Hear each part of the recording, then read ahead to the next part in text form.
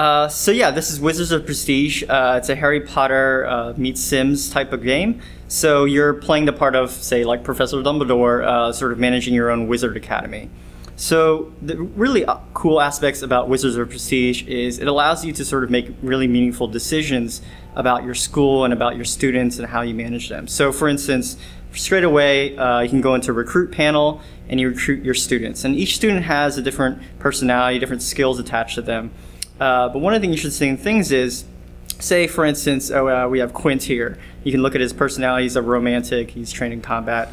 But let's say he was like, I don't know, a bully. So that might show up. And then he has attached to him like a bribe. So his rich parents might be bribing you saying, hey, accept my Draco Malfoy looking character, you know, into your school. Now he might disrupt things. He might bully your other students, but you might really need that gold. So the game sort of presents you with these interesting decisions to make throughout the game. Similarly, the professors, they each have their own skills and grade cards, which determines sort of how well they teach their students. But they all have a different hiring cost as well. So once you make those decisions, you can start training. So you can go over to a classroom and start a training session in that classroom. So you choose the spell that you want, the professor that you want, and then the students that you want to train in that particular spell. You start it and it basically goes off on its own. When it's done, you come back and you look at the training results. And this happens sort of like a jackpot lottery. So you see the different grade cards that the professor provides, and it gives those grade cards to the students. So in this case, they all did poorly because our professor's pretty poor right now. He's not upgraded yet. So they all got Ds, but they got some training done.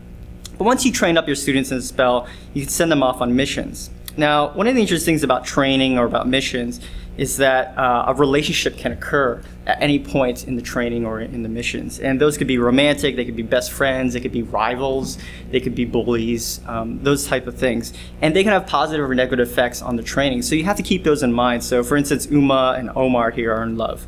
And if you put them together, maybe they'll actually perform better in training or better on missions. Maybe they'll help each other out. So that's an interesting social dynamic in terms of managing the school. Now, the action part, the missions part is kind of cool. Each of the missions offer up different monsters that you'll be facing and different reward amounts. So you choose a mission, and then you choose the wizards that you want to send off.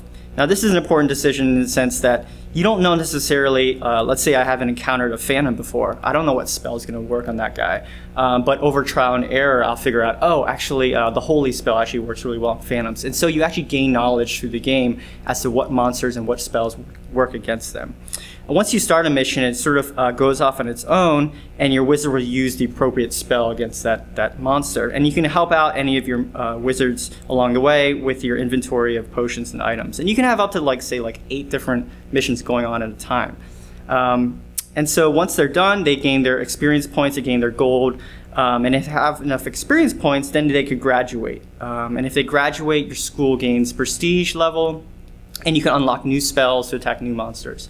But once again, like I said, there's a lot of interesting sort of decision making in the game. You know, who to put together, who not to put together. If you have a bullying situation, professor might be causing too many accidents, you might have to dismiss him. There's a lot of funny, interesting things that happen. So even though it's a cute game, you know, it has a lot of depth and it has a lot of sort of meaningful decisions to make. So a couple of quick questions.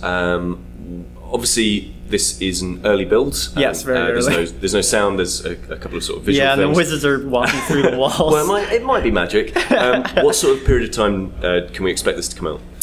Well, we're working on it right now. We hopefully it'll be on web for beta testing within a few months. And then since it's built on HTML5 in our own game engine, once it's ready, it'll be instantly ready for mobile. So then we'll work towards a mobile launch. So hopefully by the end of this year, it'll be on mobile. But with all development, you never know. So absolutely. And finally, obviously those sort of J.K. Rowling books have been a big inspiration. Have there been any games particularly that have inspired this?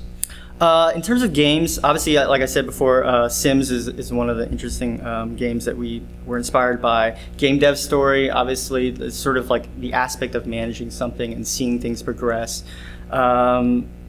Actually, what's interesting is that when we saw Fallout Shelter, we were like, oh, there's some aspects here that are kind of similar. But obviously, we were in development for like 2 or 3 years before that. So, but yeah, I mean, basically, Sims, game dev story, those types of games are really sort of inspiring to this game. Awesome. Well, we look forward to seeing more of it. Great. Thanks a lot.